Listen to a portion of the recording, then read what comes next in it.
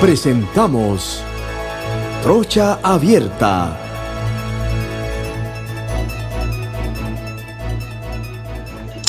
Bienvenidos a todos los que me están sintonizando a esta hora 12 del día a través de la señal de KW Continente a nivel nacional e internacional. Este es su programa preferido, Trocha Abierta, que también nos pueden encontrar en YouTube, en Instagram y en Spotify. Hoy tenemos como siempre, bueno, no como siempre, ¿no? Al doctor Elácido Gamboa Arosemena, Jorge Gamboa Arosemena. Saludos especiales, buscando aportar después del día de ayer que ocurrieron cosas interesantes en este país. Bueno, ahí está también el licenciado Mélito González, lo identifico porque tiene una camisilla y un sombrero típico, ¿no? Sí, saludos a todos de Chitré para los multiversos. Mi primo querido y adorado Eduardo Castillero Lange.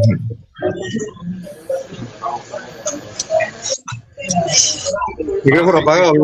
¿Tiene el micrófono apagado?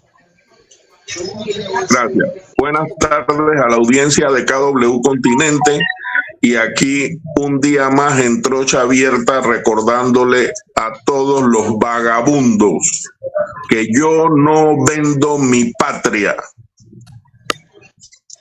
Lo que tiene que hacer es una mejor oferta para que te la compren, porque esta gente está comprando todo.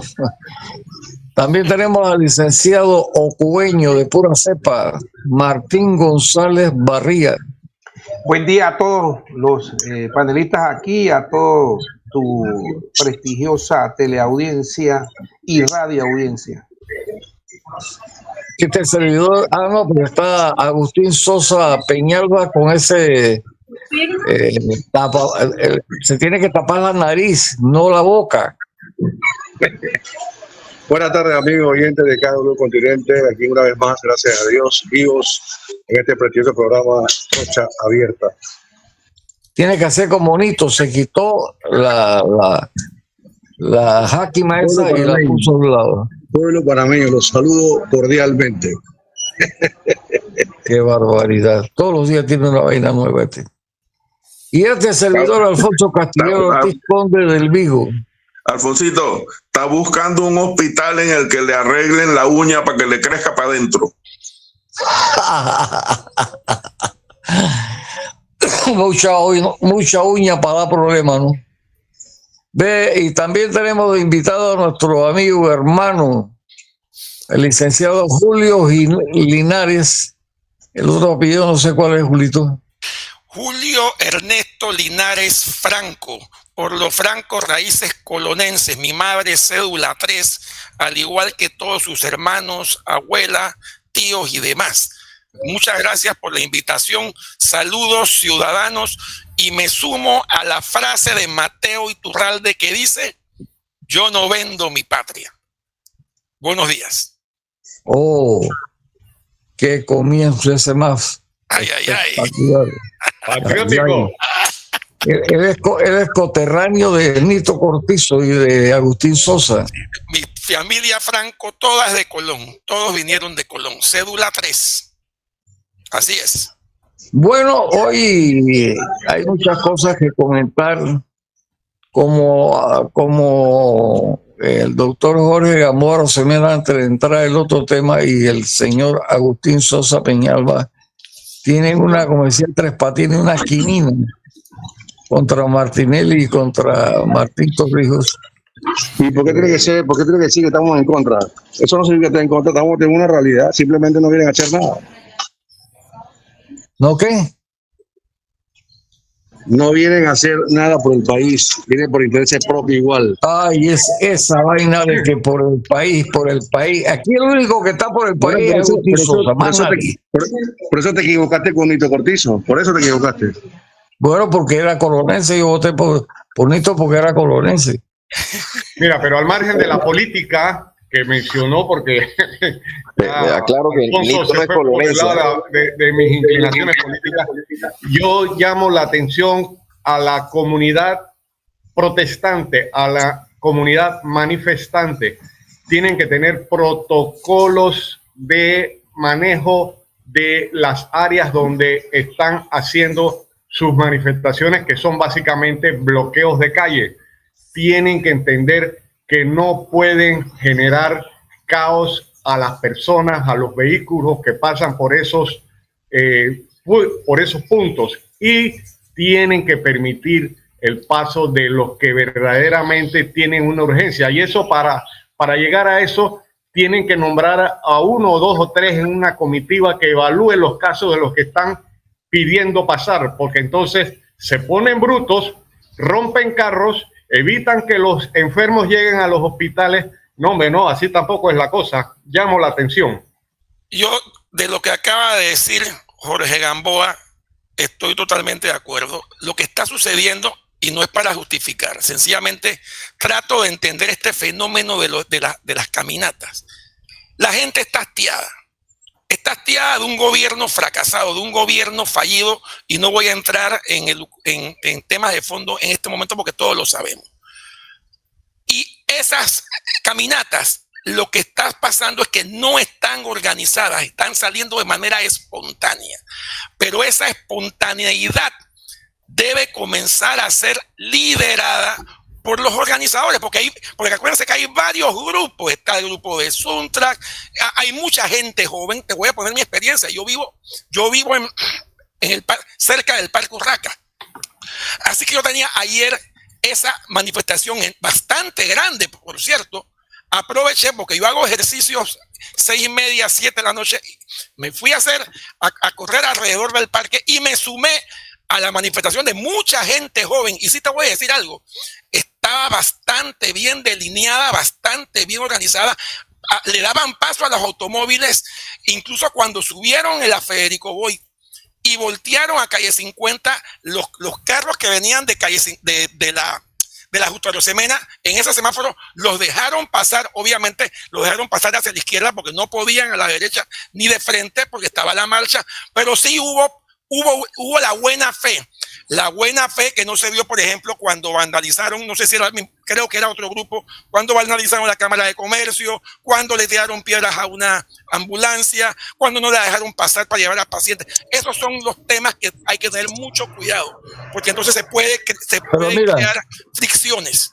Julito, yo quiero saber cuándo en este y en todos los países, mira lo que está pasando allá en Israel, en el Medio Oriente. No solamente es tranque de calle, ahí se han perdido millones y millones y millones de dólares en el mundo que se está perdiendo. La mercancía no llega a tiempo, se encarece, etcétera, etcétera. Somos tan mediáticos. Desde los hechos del 9 de enero aquí, ¿verdad? ¿Qué hicieron? Gases lacrimógenos, muertos, etcétera. Y nadie salió a decir que se perdieron, que yo no sé dónde carajo sale la cifra, se perdió entre 50 y 90 millones. O sea, pero es que eso en todos los países del mundo ocurre, que estas manifestaciones, que el tranque de calle, que no pudieron llegar, coño, los muertos que han habido allá en el Medio Oriente. Bueno, en adición a lo que dice, sí, la frustración, el asco lleva a los pueblos a lo que tú acabas de decir. Pero en este momento lo que está pasando, que si bien es cierto, tenemos un contrato minero que es el centro digamos que es el centro de fracción, yo creo que ya esta sumatoria tiene que ver con otras cosas. Y yo de repente sí quería aprovechar, hablar algo del contrato, porque ayer el presidente dio unas palabras y yo me quiero enfocar en un detalle menor, pero creo que fue el más importante, cuando el presidente te habla de 3 posibilidades que tenía el gobierno de él para solucionar este tema. La primera posibilidad que él menciona es que sencillamente se cerrara la mina. Eso es lo que dijo el presidente ayer, que se cerrara la mina con todas las consecuencias legales, jurídicas, ambientales, arbitrales, etcétera. Obviamente era una decisión extrema. 1. 2, la segunda posibilidad que él dice es dejar todo como está y hacer lo que hizo el gobierno de Varela. Que hizo el gobierno de Varela antes del fallo de 2017, lo que hizo fue prorrogar el contrato por 20 años más. Esta posibilidad Era absurda, porque encima iba en contra del fallo de la Corte, pero bueno, él dijo que esa era la segunda posibilidad. Prorrogar un contrato que no existía, empezando por ahí, que no existía. Y la tercera posibilidad que él transmite es lo que hicieron. Llegar a un acuerdo, renegociar un contrato con la minera. ¿Para qué? Para que terminar sancionando lo que se publicó el viernes. Pero yo te digo algo, al presidente le faltó, yo creo que una cuarta posibilidad, que era la lógica, era la legal, era la constitucional y era la que beneficiaba a ambas partes. Y aquí voy a ser un poquito jurídico, pero es lo que puedo manejar en lo poco que sé de un contrato tan complicado. ¿Qué resulta? Muy brevemente, sin entrar en detalles. El fallo del 2017, el mensaje fue que se violó el procedimiento de contratación pública. ¿Qué significa esto? Que no hubo una licitación. Entonces, ¿qué debió hacer el gobierno? Llamar a una licitación internacional donde la propia minera participara. De esta manera, ¿qué sucedía? Se cumplía con la Constitución, se cumplía con el fallo de la Corte, se permitía a la empresa que construyó, que está administrando, que está distribuyendo el cobre, que está llevando a cabo el negocio, la industria de la minera, que participara. Y ustedes dirán, bueno, es que iba a participar con condiciones superiores a los otros proponentes. Pero es que había una realidad de hecho, ya estaban aquí. Había un contrato que los sacaba jurídicamente. Y de repente, esa posibilidad de que ellos fueran parte de una nueva propuesta, primero que era legal, cumplía con la Constitución y de alguna manera le iba a hacer justicia al proponente que hoy invirtió 10,000 millones de dólares en ese gran proyecto. Perdón, Julito. Dime. De los cuales no tenemos constancia de esos 10,000 millones de dólares.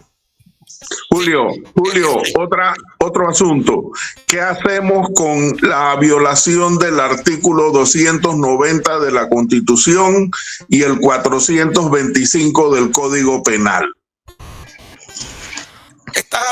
Específicame cuáles son esos delitos. El 290 de que no se puede permitir que terceros países usufructen de nuestra tierra, y el Código Penal, el haber hecho lo que hizo el gabinete, el presidente ya me acordaste, sí.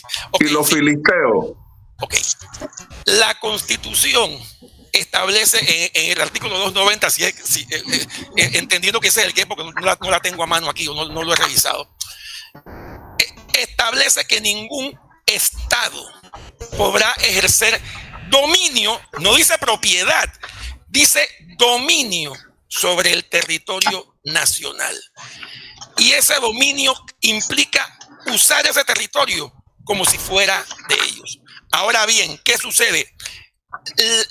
El que está ejerciendo se podría decir que el que está haciendo el dominio, no la propiedad, no es un Estado, es una empresa que se llama Minera Panamá. Esa empresa es panameña, pero ¿qué sucede? La dueña de esa empresa, entiendo que la mayoría de las acciones la tiene First Quantum, que es una sociedad canadiense, y creo que una empresa china. Y a su vez tú vas sacando los beneficiarios finales hasta el último beneficiario final. Lo que sucede es que lo que no estamos claros, y eso hay que investigarlo, así como hay que investigar el tema de la inversión de los 10,000 millones, de dónde sale esa cifra, y ahí estoy de acuerdo contigo, Alfonso, es en caso de que sea un Estado. No estamos hablando de empresas privadas que son de Canadá, o de empresas privadas que son de China, o de empresas privadas que sea de Corea, o de empresa privada que sea de Singapur. Ese no es el caso. El caso sería, y eso tendría que investigarse corporativamente, es que un Estado X sea el dueño de las acciones, ya sea de las acciones de Minera Panamá, que creo que no es el caso, o de First Quantum, que podría ser. O sea, que un Estado como tal sea el dueño, en este caso de First Quantum. Ahora me pregunto, ¿es un Estado como tal dueño de First Quantum? No lo sé. Lo que dicen ellos, lo que dice la otra parte, es que no, es que son empresas privadas de esos países. Y ahí está el meollo del asunto. Si tú me preguntas a mí, que si hay estados como tales dueños de First Quantum, yo creo que sí se viola el 290, porque habría dominio, no un dominio directo, porque la empresa que firmó el contrato es panameña, es Minera Panamá, pero un aparente dominio indirecto. Ahora bien, la Corte sobre ese tema no se ha pronunciado nunca, porque es una experiencia que no se ha dado a nivel de la Corte Suprema de Justicia, que podría ser ahora la oportunidad para que eso se dilucide. Alfonso, bien, hay varias cosas ahí que el colega Julio Linares Franco, me imagino que es abogado, ha señalado y que definitivamente estamos de acuerdo en varias de las situaciones. Pero antes de empezar a lo que él señaló, está el tema mediático que tú has señalado y que en todas las partes del mundo donde se hacen actos de protesta, definitivamente que implican algún nivel de perjuicio. Es más, a mí me ha sorprendido, a pesar de que los periodistas hacen preguntas dirigidas, lo que decimos nosotros los abogados cuando tachamos una pregunta de la contraparte, una pregunta sugerente que lleva implícita la respuesta. Y es que la gente nuestra, la gente viene diciendo, ven acá, sí, yo vine caminando, me tocó caminar, pero ¿sabes qué? Hay que hacer la protesta y esta es mi cuota de aporte a esta situación. Entonces, esto está ocurriendo y eso me parece bien porque está llamando a la conciencia de la gente. Lo que dijo el licenciado Franco, definitivamente había mucha juventud anoche en Calle 50, lo cual también me place, porque estábamos criticando a una juventud que no lee noticias, que no se incluye, que no le importa nada, y lo cual anoche nos restregó en la cara que eso no es tan cierto, y que salieron frente a un tema en donde esta administración tiene y ha venido o ha vendido a la patria. Eso en cuanto a ese tema. Ayer, la tónica que decía el doctor Gamboa en las vistas televisivas es que la gente del Suntra y en distintos lugares no hubo problemas con las ambulancias, tanto en la universidad que vi Tomás, como en el hecho de la ciudad de la salud que vi Tomás, y en otros lugares que vi Tomás donde las ambulancias pasaron. Sin embargo, hoy vemos un acto donde el director de la Caja del Seguro Social, que debiera estar asegurando la cantidad de medicinas que debe haber y que ahora utiliza el tema de lo que está ocurriendo frente a la protesta para solventar su irresponsabilidad de que no existen medicamentos para los asegurados y que por favor dejen pasar las ambulancias cuando eso no ocurrió ayer. El hecho aislado de lo ocurrido allá en el área este fue otra cosa. Pero bien, volviendo al tema, sí, en distintas noticias he escuchado, doctor Franco, colega Franco, que hay partes de diferentes estados que son dueños de la sociedad First Quantum. De entre ellos se menciona al estado coreano o Singapur, uno de estos dos del lado de Asia, además del estado canadiense. Y también dio entre líneas la prima de Charlie Aponte, ya la embajadora de Panamá, de los Estados Unidos en Panamá, también señalar que el Estado americano en una indiscreción donde ella viene metiéndose de manera irrespetuosa en los asuntos internos del Estado, incumpliendo convenciones internacionales, porque ese no es su rol. Pero aquí no hay la clase política ni candidato presidente alguno que se atreva a decirle, señora, por favor, no opine en los asuntos nuestros, porque todos quieren tener el beneplácito de ellas para alcanzar el solio presidencial. Y vemos entonces quizás que es un poco de más de lo mismo. Entonces, de ese tema hablamos hace la semana pasada. Así es. Definitivamente, entonces vemos el incumplimiento, o pareciera verse, porque quien es el dueño de la sociedad es el dueño del dominio de la misma, y al estar ejerciendo dominio de la misma, la titular entonces sí pareciera haber una transgresión al artículo 290, el cual señala que ningún gobierno extranjero, ni entidad o institución oficial o semioficial extranjera podrán adquirir el dominio sobre ninguna parte del territorio nacional, salvo cuando se trate de las sedes de embajada de conformidad como lo disponga la ley. Entonces, en ese orden de ideas, vemos pues, y señala también eso ligado al 258 que pertenecen al Estado y son de uso público y por consiguiente no pueden ser objeto de apropiación privada, pues todo lo que evidencian los 5 numerales que están allí señaladas, y entre esos están las tierras y las aguas destinadas a servicios públicos y a toda clase de comunicaciones, tierras, aguas destinadas al Estado de servicios públicos y irrigación, espacio aéreo o plataforma continental submarina, el subsuelo, el mar territorial y lo demás, las playas, riberas, ríos navegables, puertos, esteros y todos estos bienes de aprovechamiento libre y común sujetos a la reglamentación que establezca la ley.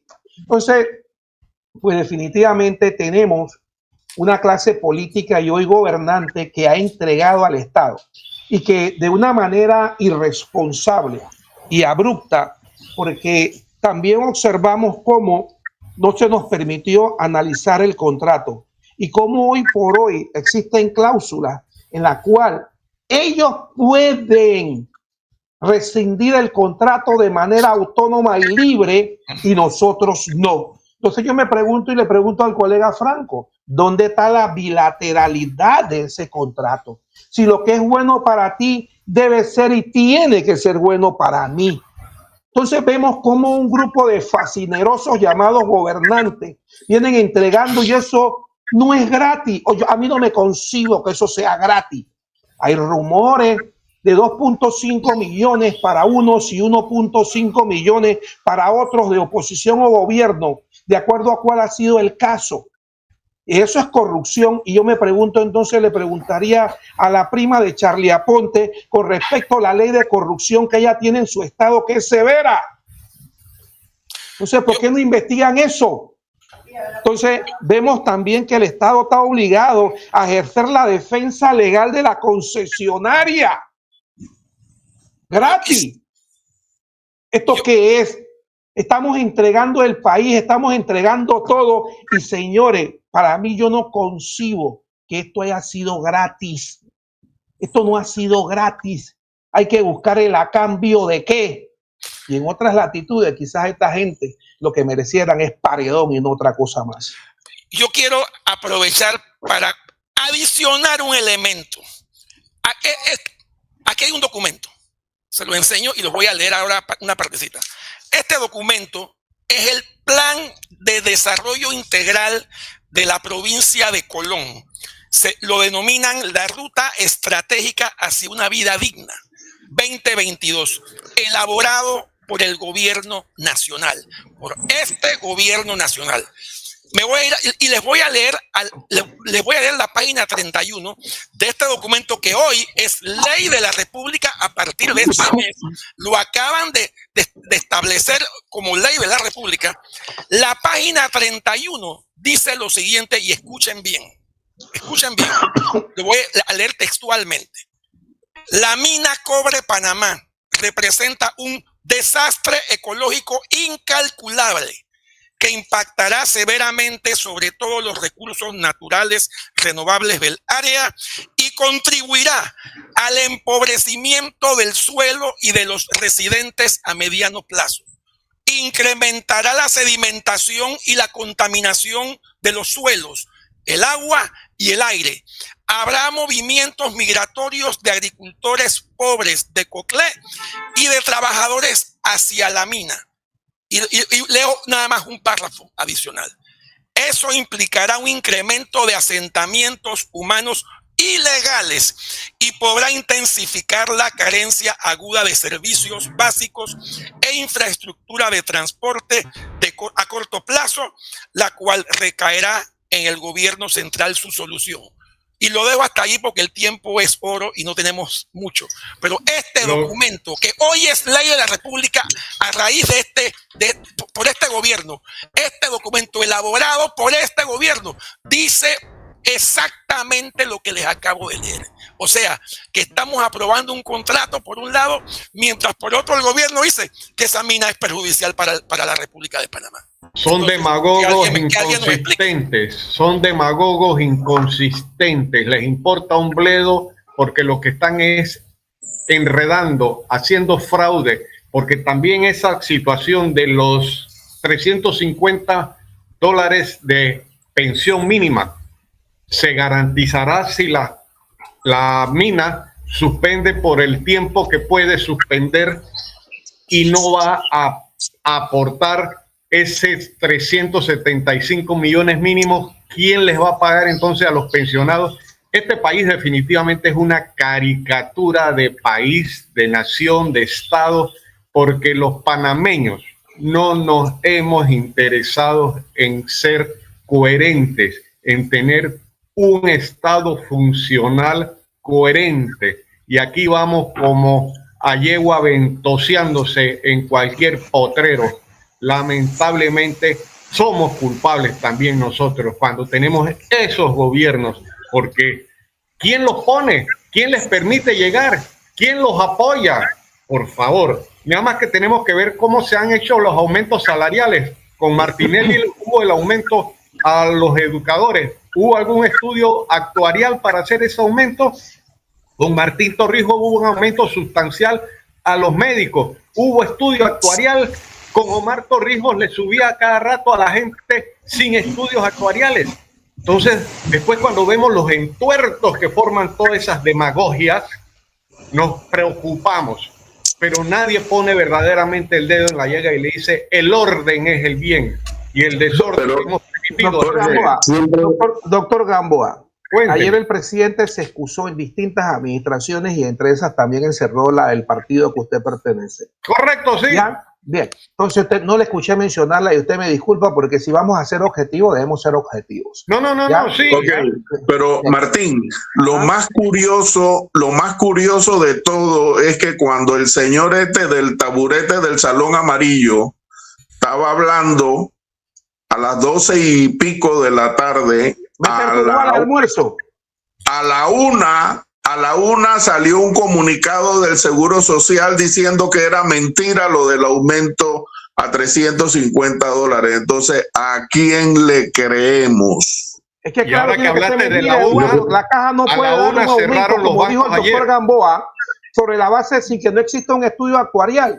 ¿Y de dónde va a dar un aumento a los pensionados si no cuenta con los fondos? Ahora él está hablando de unos fondos a partir del 20-30 de noviembre, no sé si de este año o del año 400, ¿ya? Pero también habló un exabrupto. ¿De dónde acá la cuota obrero patronal se constituye en un aporte a la caja? ¿O es un aporte o es un gasto intermedio de producción que tiene todas las empresas en este país? ¿O es que se la pensaba exonerar también a ellos a cambio de qué? Bueno, pero es que el pangacho Lau no se ha atrevido a decir cuánto es el aporte de la supuesta minera a las arcas del seguro. No hay ningún aporte, eso no es un aporte, eso es un gasto intermedio de producción que tiene toda empresa en este país. Y adiciono algo, esa inclusión que se ha hecho en el contrato de decir que tal porcentaje va al seguro social, tal porcentaje va a los corregimientos X, ese hecho es inconveniente, demagógico e inconstitucional, y lo paso a explicar rapidito. Es inconveniente, ¿por qué? Porque esos supuestos 190 millones que van a ir al IBM dentro del contrato no resuelven esos 190 millones. Julio, necesitamos 1.000 millones. Eso es un mes de lo que se paga en pensiones y jubilaciones en todo el año. Dos, el otro porcentaje que se le va a dar a los que ganan menos de 350 balboas, lo que está haciendo es ahora exigiéndole más fondos a la caja cuando no los tiene, porque ese número que se basó en la cantidad de jubilados a 350 que hay hoy va a ir creciendo, así que va a ser peor. Y por último, incluir eso dentro del contrato es inconstitucional. ¿Por qué? Porque el interés público está quedando supeditado a la decisión de un concesionario privado. Entonces, el día de mañana, el otro gobierno dice, espérate, ya estamos bien en el IBM, ya estamos bien acá, queremos cambiar la dirección de los fondos. Entonces hay que pedirle permiso al concesionario para que él nos diga si está de acuerdo o no, que a lo mejor lo va a estar, no hay problema, pero se va a tener que llevar un proceso de enmienda al contrato. ¿Por qué? Porque a esta gente se le ocurrió incluir dentro de un contrato con un concesionario privado la disposición de fondos públicos. Eso es inconstitucional. Yo rescato del discurso demagógico del señor Cortizo en varios aspectos. Fue un comunicado de barricada, justificando la barricada con lo que tú dijiste al principio, Julio, de que viene del 91, que y se dieron cuenta. También fue un mensaje político en contra de, porque menciona, el único presidente que él mencionó fue Martín Torrijos y al resto el otro no lo mencionó. ¿Por qué? Tratando de decir, tú hiciste daño aquí. Y eso para mí fue político más que un discurso donde él quería reconciliar. Y eso iba a enardecer más al pueblo panameño, porque él justifica con el hambre de los jubilados que están por debajo de $350 un contrato que ni siquiera tuvo la osadía de decir. Lo que pasa es que nosotros tenemos un contrato ilegal y esa ilegalidad lo tuvimos que restituir con un contrato legal, pero no hicimos las cosas correctas porque el fallo de la Corte, tengo entendido, que llamaba a una licitación pública y eso nunca se dio. Y si él quiere decirle a estos presidentes, mencionando a Martín Torrijos, que hicieron cosas incorrectas, él la hizo peor. Por eso que para mí eso fue un discurso de barricada, porque al final, ¿qué dijo? No voy a permitir. El que lo hace va preso, lo voy a meter preso. Entonces quiso coaccionar la libertad del pueblo panameño con relación a este acontecimiento, cuando sabemos que lo de barricadas, los ganan asaltando, que el PRD tiene una característica, ha tenido de la dictadura, siembra situaciones como tal para desvirtuar la lucha que es real en cuanto al no al contrato. Y eso para mí, lo que pasó aisladamente, fueron simplemente cuestiones que se van a dar porque el PRD tiene esa característica desde los años 89 para atrás. Mira, yo creo que tiene algo que resaltar y es la madurez del pueblo panameño, que ha aprendido que su conciencia no se vende ni se compra. Con este avasallamiento de la publicidad que ha tenido la minera y el gobierno, que eso ha sido una campaña pero bárbara. Yo nunca había visto una campaña tan bárbara como esta. Y a pesar de esa campaña, a pesar de que la mayoría de los medios de comunicación están apoyando al gobierno, y a pesar de que la mayoría de los comentaristas están apoyando al gobierno con este tema, la gente ha salido a la calle. La gente ha salido a la calle. Entonces yo diría, bueno, entonces quiere decir que Trocha Abierta ha tenido un éxito, porque es el único programa, ¿verdad? Y el único medio de divulgación que ha insistido en que este contrato, a través de los invitados y de nosotros, que ha tenido, como te digo, el éxito, pues, porque la gente ha salido a la calle a protestar. Y eso, mira, los comerciantes, la mayoría no son panameños. Y jóvenes han salido a protestar. Sí, y a los comerciantes lo único que interesa es el billete. Entonces nos lanzan una vaina como que están perdiendo de 50 a 90 millones de dólares. Coño, dame la cifra esa, ¿dónde está? Demuéstramelo, porque estás hablando pendejadas. Porque nosotros tampoco somos idiotas. Mira el daño que le está haciendo esto a nivel internacional. CNN, Fernando del Rincón, ha invitado al gobierno. Pues se cansó de invitar al gobierno, le iban a mandar un segundón a decir una sarta de mentira, pero ¿sabes qué? Fernando del Rincón no está dentro del sancocho de los beneficiados de la publicidad y lo va a exhibir. Al único entonces que fue Saúl Méndez. Entonces, ¿qué nos está indicando? Que estamos quedando requete mal. Los organismos internacionales de crédito están más celosos y preocupados por lo que ocurre en Panamá. Toma en cuenta algo, Alfonso. Nito Cortizo sale ayer a la palestra, no es porque él le correspondía, sino porque la presión ciudadana de decir, tiene que salir. ¿Dónde está Nito Cortizo? Que él dijo, él salió fue a explicar un tema por un compromiso, porque la presión era grande. Él no fue a hablar un tema que voy a salir a hablar porque yo tengo que ver cómo soluciono. Simplemente él dijo, esto va porque va, así como dijo Roberto ayer, de huevo a huevo. Mira, no salió a dar un mensaje conciliatorio. Él debió llamar a una conciliación, buscar tratar de armonizar, que es la función de un jefe de Estado. Pero veamos, Martín, veamos algo. Salió en una actitud de amenazar, salió en una actitud demagógica, salió en una actitud que da vergüenza que él, como presidente y jefe del Ejecutivo, diga cosas como que el aporte de la cuota obrero patronal es un aporte a la caja. Eso denota ignorancia de quien nos manda. ¿Ya? Y encima pregrabada. Pregrabada. Julio, una pregunta. ¿Qué va a pasar con todos los que han metido sus papeles que no les dan los $350 para su jubilación ahora con la embarrada que acaba de pegar ¿Para dónde van a coger?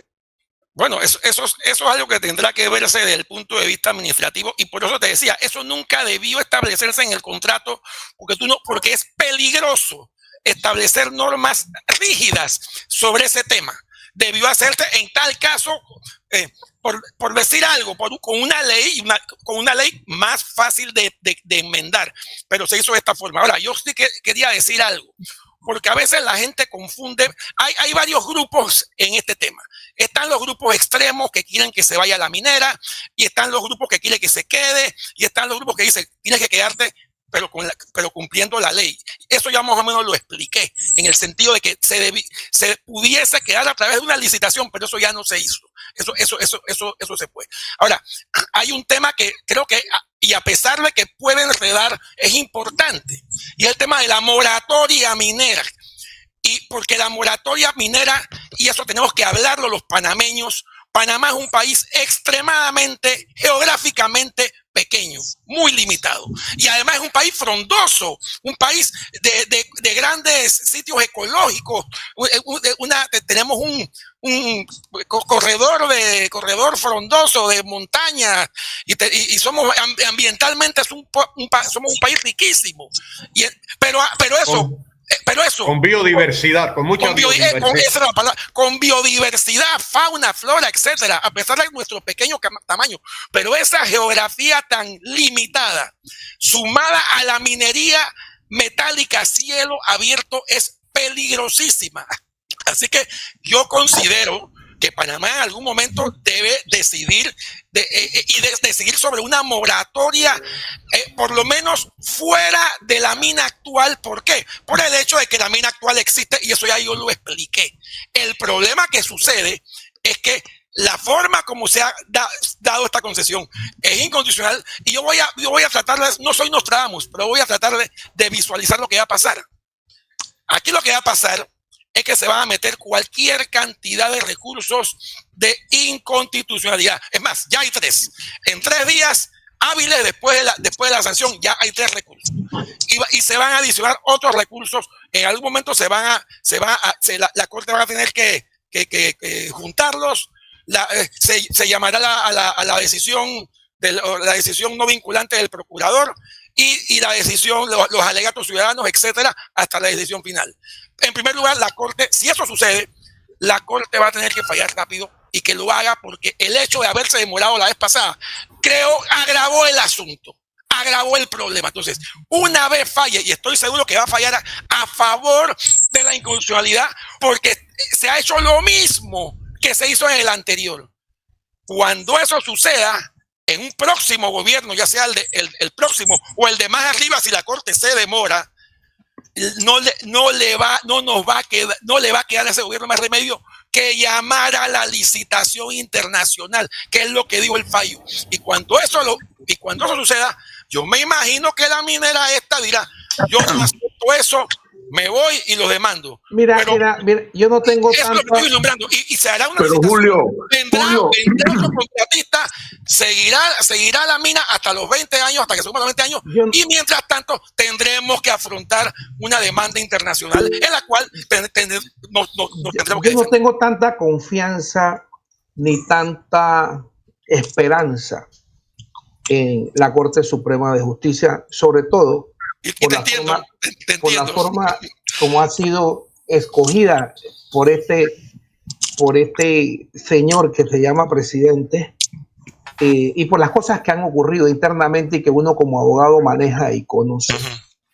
Hay muchos abogados que hoy nos estamos quejando de que hoy no sabemos hacer amparos, después de haber sido admitidos con una gran cantidad, y otros juristas de mucha mayor connotación que pasaron por esos estrados de la Corte, y que te calificaron. Hoy no sabemos hacer casaciones laborales, algunos, otros civiles y otros penales. Y estos, si tú le ves la trayectoria de dónde han surgido, los colocados recientemente te dirán cuál es su trayectoria y cuáles son sus ejecutorias frente a otros grandes juristas de verdad, ya que estuvieron en esas posiciones. Por eso yo no le tengo mucha confianza a lo que vaya a ocurrir. Definitivamente hoy por hoy, si estamos en un Estado de Derecho, lo único que está en manos hoy por hoy es que la Corte resuelva eso para tener que evitar y perder una demanda a nivel internacional. Desgraciadamente, el futuro del país, la estabilidad, la seguridad, se encuentra en manos de esos 9 personajes, de los cuales 6 han sido escogidos en esta administración. Una pregunta te hago, ahora, Julio. Te hago una pregunta, Julio Linares. Una pregunta te hago, Julio. Y una observación, o voy a dar un punto para decir ustedes qué dicen, como ustedes son juristas. La primera pregunta que te voy a hacer, Julio, es si tú eres uno de los abogados que va a presentar, todavía no la contestes, vas a presentar una de las demandas de inconstitucionalidad al contrato. Punto número 2. Yo tengo entendido que el presidente dijo, o han dicho algunos juristas en pro del contrato, que no se puede derogar ese contrato. Sin embargo, yo tengo entendido que una ley que pueda pasar el Ejecutivo o por iniciativa de la Asamblea diciendo vamos a derogar o a anular el contrato a través de un artículo 1 que diga queda derogado la ley 406. Eso tengo entendido que es viable. Yo creo que eso es viable. Por eso te pregunto, la primera, ¿y qué tú opinas con relación a que se mande o que por iniciativa o porque el Ejecutivo diga, hacemos una ley de anulación de contrato? ¿Se puede o no se puede eso también? Ahora, Julio, antes de que contestes, por favor, ¿qué hay de que cuando ellos llegaron a Panamá ya se sabía del problema legal que tenía esa mina? Ok, voy a iniciar con la segunda pregunta, porque es la que más me acuerdo. No, espérate, me lleva a otro punto. Me lleva a otro punto ahora que me acabo de acordar. Y eso te lo iba a decir también. Si el contrato actual nace, porque realmente nace de una ilegalidad, porque no se cumple el primer fallo de inconstitucionalidad, y donde la Corte dice que nunca lo hicieron, que se hicieron licitación. Eso quiere decir que una demanda posiblemente, pregunto, de arbitraje de la empresa hacia el Estado panameño, a sabienda la misma empresa que había una nulidad por inconstitucionalidad, ¿puede cuajar ese arbitraje? Esas son mis 3 preguntas. Ok. Con respecto a lo que hablaba Eduardo en relación al hecho de que cuando llega esta minera que adquiere los activos de la anterior en el 2014 y lo hizo a sabiendas de que ya había un recurso presentado en la Corte desde el año 2009, si no me equivoco, y tienes además en el 2, pero ese no es el único elemento, hay otro elemento, y está que en el 2017 se declara la inconstitucionalidad y la minera debía saber que independientemente que hubiesen recursos dilatorios e independientemente del tiempo que iban a tomar, esos recursos dilatorios no cambiaban el fondo de la decisión. Era nada más para aclarar conceptos. Entonces, estos dos elementos, desde mi perspectiva, irían en contra de la minera en un futuro proceso arbitral, porque ella sabía las consecuencias a las que se estaban presentando. Eso por un lado. Está lo otro que tiene que ver con el tema de que una ley, es posible que una ley deroga otra ley. No es así en todo. Por ejemplo, en los tratados internacionales no es así. Y pasó en el caso del Parlacén en Panamá, donde una ley derogó la ley del Parlacén. Pero como el tratado internacional está protegido por el artículo 4 y el Parlacén no permitía la salida unilateral, la Corte lo declaró inconstitucional. O sea que no es así en todo. En este caso no estamos ante un tratado internacional, estamos ante un contrato ley. Y ahí de repente Martín me puede ayudar. Yo no creo, este contrato permite, si no la salida, permite la salida momentánea de la minera por 4 años y eso le da a ella la posibilidad de que en esos 4 años no le pague un centavo a Panamá y no le pague a los trabajadores y no le pague a los proveedores un máximo de 4 años. Pero creo que esa ley no tiene una cláusula que permita la salida unilateral de Panamá. De ser eso así, el hecho de cambiar una ley por otra ley en base al contrato podría ser perjudicial. No estoy diciendo que no se pueda hacer, pero podría ser perjudicial siendo abogado del diablo. No sé qué.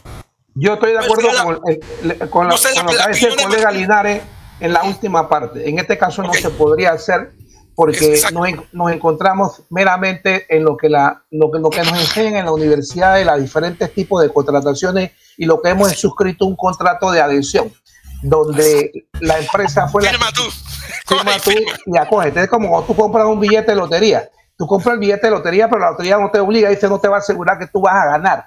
En este caso, nosotros firmamos un contrato de adhesión frente a los intereses de la empresa, los intereses del otro candidato de la firma Morgan & Morgan, que es la que representa a esta empresa y que tienen grandes ganancias. Pero mira, aquí hay un hecho interesante.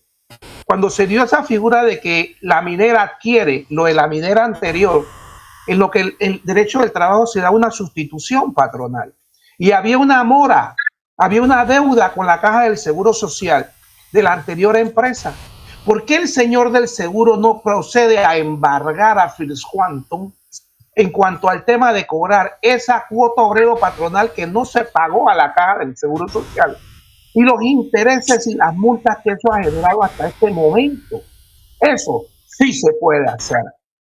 Pero Martín, eso no era lo que tenía que pagar Pfeiffer, que lo mandaron a meter preso y anda libre. Pero si él adquirió y él vendió los derechos de esa mina posteriormente, ahí hay una figura de sustitución patronal en todo el tenor de lo que dice el artículo 14 de la ley laboral vigente.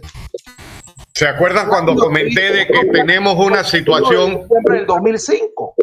Le llamo la atención. Recuerden que antes comenté que Panamá es un desorden y los que nos han gobernado con los que han entrampado a Panamá en diferentes situaciones legales, contractuales, tratados, se han coludido contra este pequeño estado panameño. Entonces lo único que cabe verdaderamente es voltear la página hasta cierta medida y fundar una nueva república en orden, porque seguimos entrampados en la leguleyada de aplicar normas que no hay instancia interna para. Ustedes acaban de decir que la Corte no es de fiar para que falle en una u otra forma. Entonces, verdaderamente el problema panameño es político, que nunca hemos tenido una sociedad organizada políticamente que nos dé un Estado funcional. Y ahí es donde está el meollo. Se vende un país por Yapi. Me parece que me faltó algo de lo que había preguntado Agustín, que tiene que ver con la posibilidad de un recurso y que haya una indemnización por daños y perjuicios. ¿Era por ahí la pregunta tuya? No sé si era por ahí la pregunta tuya, Agustín, porque hay un tema interesante. No, la otra pregunta que te hice era si tú eras dentro de los abogados que iba a presentar la demanda en contra de la minería. Ahora, yo también quiero aclarar otra situación. Este tema no tiene una connotación política como tal. Yo pienso que este tema de la minería tiene una connotación de dinero, que es lo que vengo diciendo. Mélito se está metiendo una conversación. ¿Cómo? No, acá con Mélito que se están metiendo una conversación. Entonces, el punto que yo digo aquí, que aquí con la celeridad que el presidente firmó, porque él lo hizo con su bien pensado, yo firmo, se hace ley y va a ser difícil echar eso para atrás. Eso fue bien premeditado por él y sus asesores, sin considerar todas las demandas que le vayan a caer. Y claro, como dice el amigo Martín, esta corte está llena de indicios perredianos en el caso de este gobierno que al final no van a hacer valer la legalidad o ilegalidad, sino decir que no procede. Cuidado que incluso le dicen a muchos abogados que no proceden la demanda y eso va a ser peor todavía aún. Entonces la pregunta directa la quiero hacer si tú ibas a presentar la demanda también. Antes que eso, hay un artículo complicado en ese contrato, que es el 46, que es el tema de la jurisdicción. El artículo dice que hay una cláusula arbitral, un arbitraje internacional, pero por el cual se va a regir por la ley panameña. Fabuloso, eso nos conviene. Pero además, ese artículo dice que eso no se interpretará como una limitación o modificación de los derechos y obligaciones del Estado ante el derecho internacional. O sea que aparte de esa cláusula de arbitraje que exige un arbitraje internacional basado en la ley panameña, permite que te traigan el derecho internacional y que se pueda usar el derecho internacional como base de un proceso. Pero hay algo más. Dice esa cláusula que el derecho, que si cualquier recurso que se interponga se catalogaría como una denegación de justicia, y esa denegación de justicia se haría una vez que se traiga al proceso la cláusula arbitral. Ahora bien, los recursos de inconstitucionalidad no están dentro de una cláusula arbitral, están por fuera. Y como esos recursos están por fuera, son precisamente los recursos que vienen afuera del arbitraje, según se interpreta en esa cláusula, lo que pueden ser denominados denegación de justicia. O sea que todo indica, o pareciera que así lo dice esa redacción bastante gris, que ante los recursos de inconstitucionalidad que presenten los panameños, basados en el artículo 206 de la Constitución, porque nuestra Corte la salvaguarda de la integridad de la misma, entonces pareciera que la minera podría ir a la comunidad internacional a decir que aquí en Panamá hay denegación de justicia. Imagínense hasta dónde llegamos. Ahora, yendo a tu pregunta, Agustín, rápido. Yo estoy en este momento con un grupo de Otro Camino, sí, estudiando la posibilidad de presentar un recurso de inconstitucionalidad. De hecho, ya hay 3 presentados por 3 ciudadanos. Uno de ellos es el abogado, el distinguido colega Ernesto Cedeño Alvarado, y efectivamente, él incluso es candidato a diputado, creo que en el 8-3 por Otro Camino, y estamos colaborando conjuntamente. Él presentó su recurso a título personal, pero a lo mejor podemos intercambiar información para no ser repetitivos y presentar un recurso que digamos que sea el complemento del de él. Lamentablemente el tiempo se nos ha ido y tenemos que despedirnos de todos nuestros oyentes en compañía del doctor Jorge Gamboa Rosemenas, de Agustín Sosa Peñalba, de Mélito González y de Martín González. Este servidor Alfonso Castillo Ortiz. ¿Y de Julio no despediste a Julio? ¿A quién? A Julio. No, voy para allá. Es nuestro distinguido invitado. Muchas gracias. Julio Linares. Muchas gracias. Nos vemos el lunes si la voluntad de Dios así lo quiere. Así es. Así es. Salud.